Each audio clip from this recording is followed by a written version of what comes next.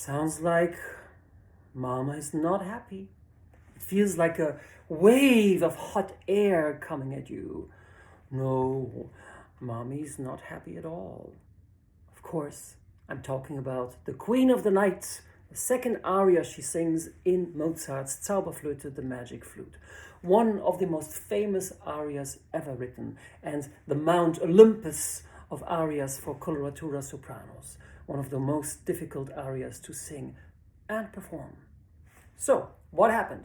The Queen of the Night is furious because Pamina seems to have sided with Sarastro, who had abducted her from her mother's hands. And Tamino, the prince she sent out to save her daughter, has also sided with her enemy, Sarastro, the head priest of the temple.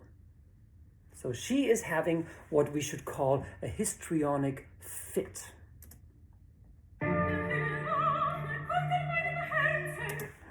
The vengeance of the very depth of hell is boiling in my heart. She screams to the universe and accuses the world for having done this to her. Now, this is an important element. I would say she's not singing this to Pamina, her daughter. She sings this to the entire world, because that's what a narcissist will do. A person with a narcissistic personality disorder will often paint him or herself as a victim in order to justify the fury she wants to launch against the world, the entire world, to redeem her. Death and despair. You hear the orchestra? It's like a slap in the face of the world that has done this to her. Death and despair are flaming around me. And you hear the hysteria, or she goes up in the note. My God, how can this happen to me? And then mich her, if she brings it back to herself, poor me. Why is this happening to me? Mommy dearest, indeed. And now she's going to address Pamina for the first time in the aria. Boom.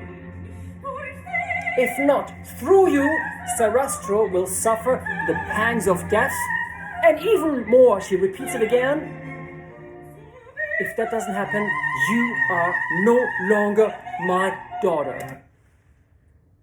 So, again, narcissistic personality disorder. She is using those who depend on her as an instrument for her own means. We're talking about murder here, by the way. She asks her daughter to murder the high priest, to avenge her poor, powerless mother. And she repeats the threat.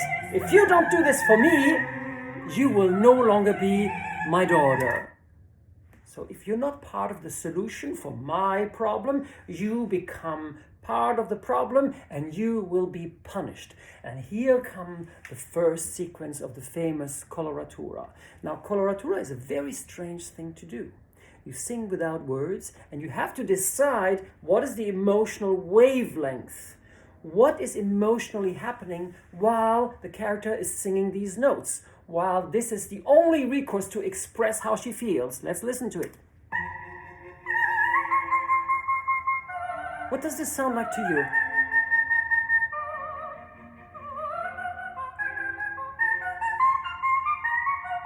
Can't interrupt this. She is obviously having an emotional, hysteric fit. Now, you could think of this as a hysterical laughter, as she imagines that Sarastro will be killed by her daughter, and then she will finally feel redeemed and get her vengeance. Or you could also think of this as a vitriolic yelling that she's launching in her daughter's face to threaten her. Absolutely terrifying. And again, you will not be my daughter any longer unless you do what I tell you what to do.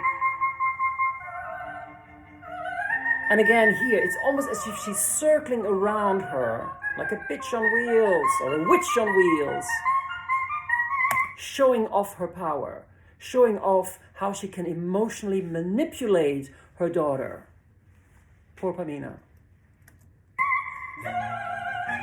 And again, she stamps her foot with her ultimate threat.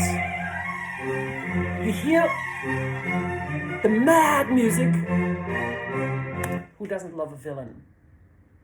On stage. Remember, drama belongs on stage. I often think that the Queen of the Night was one of the many influences that shaped what has become the archetypical villain in, for example, Disney cartoons. And we all love them because they are an exaggeration of something we, hopefully to a much lesser degree, experience in life. And that's what art does. It shows us a synthesized version of it that makes us laugh about it or deal with it on another level. Remember, drama on stage, not in life. Here, with her full elan, now comes the chorus. Band, left out to the cold and burst into pieces will be all the ties that bind us together, the family ties that bind us. So again, she's having a complete fit, and one expression is not enough. Banned, left for good, and destroyed will be all our ties. She's having, again, a histrionic fit. And again, here, you hear how it comes down. Again, the self-pity. All the ties of nature that binds us together, mother and daughter, will be, what happens to them? Banned, left, and burst into pieces. All the ties of nature. And here comes the self-pity again. This is a cry of despair. And again, mixed in with the threat.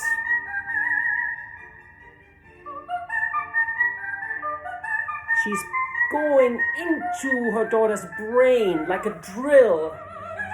And now she's assembling all the forces of nature for the final curse. If you don't kill Sarastro, you are no longer my daughter. She appeals to the gods. Listen! Conjuring up all the forces of nature, especially the gods of vengeance. Listen to the vow made by Mama.